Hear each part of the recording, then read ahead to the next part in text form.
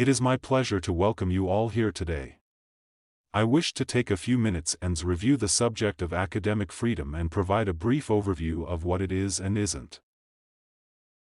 It may surprise you to know that the concept of academic freedom was formulated only at the beginning of the 20th century, after the famous Ross Affair, which occurred at Stanford University. Between 1896 and 1900, Professor Ross of Stanford University advocated diverse populist policies and authored political pamphlets in support of his personal social views. While Ross's views on Japanese immigration and labor practices were very direct, they were not seen for being xenophobic and racist. Instead, Stanford University officials believed that a professor should not publicly express their partisan preferences for fear it could sully the reputation of the institution. As a result of the contention caused by Ross's statements, all parties came to a mutual agreement that Ross would submit his resignation. In protest over this matter, 10% of Stanford University's faculty resigned in support of Ross being able to express himself freely. At the December 1913 joint meetings of the American Economic Association, the American Political Science Association, and the American Sociological Society, a committee of faculty members from several colleges and universities was constituted to consider and report on the questions of academic freedom and academic tenure. The report that came out of this meeting was entitled, 1915 Declaration of Principles on Academic Freedom and Academic Tenure. Our current views on academic freedom are seen as the right of faculty members to act as individuals, and as a collective body, to practice their profession without outside interference in 5 specific areas.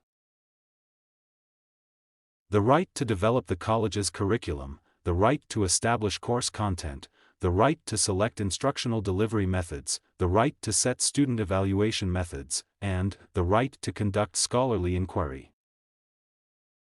The report further noted that these rights are supported by 2 specific institutional practices we enjoy today: shared governance and tenure. Academic freedom ensures that colleges and universities are to be safe havens for research, and places where students and scholars alike can challenge the conventional wisdom of any field of study. However, we must also remember that academic freedom does not mean that anything goes in a classroom or laboratory setting. An instructor, regardless of their academic rank, cannot hold students hostage to their own personal or social beliefs.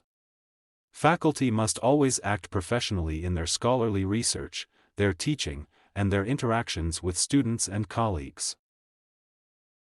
Institutions of higher education ensure these standards of conduct are met through policies and procedures that are meant to safeguard a welcoming environment created for students, the academic integrity of the institution, and the professional delivery of the disciplines taught.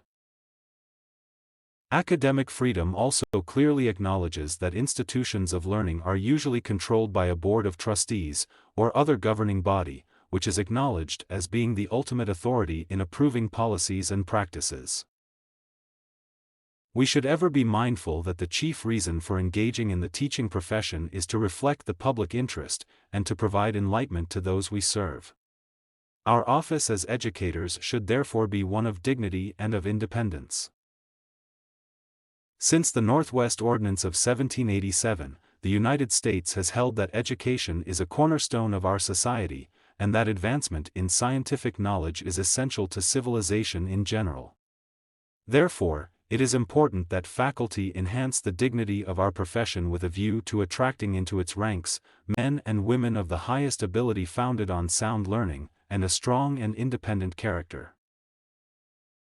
The importance of academic freedom is most clearly perceived in the light of the dedicated purposes for which colleges and universities exist: to promote investigation and advance the sum of human knowledge, to provide general instruction to the students, and to develop experts for various branches of the public service. In support of these ideals, let us consider 3 practices. First, academic freedom has been established to safeguard the freedom of research and of teaching against both covert and overt attacks, by providing suitable judicial bodies or committees, composed of members of the academic profession, which can be called into action before instructors are dismissed or disciplined. These bodies may be asked to determine in what cases the question of academic freedom is actually involved. Second, these bodies or committees may be asked to protect college executives and governing boards against unjust charges of infringement of academic freedom or of arbitrary and dictatorial conduct, charges which, when they gain wide currency and belief, are highly detrimental to the good repute and the influence of institutions of higher learning. Third, academic freedom is intended to represent the teaching profession as a career choice to attract men and women of high ability and strong personality by ensuring the dignity, the independence, and the reasonable security of all instructors. Thank you for your attention today. I hope these brief remarks have given you a better insight into what academic freedom is, and its place in our profession. My name is Eric, and my voice has been generated for this presentation using TTS free software, which can be found at the URL shown here. Further information on academic freedom can be found at the references shown below, which were used for this presentation.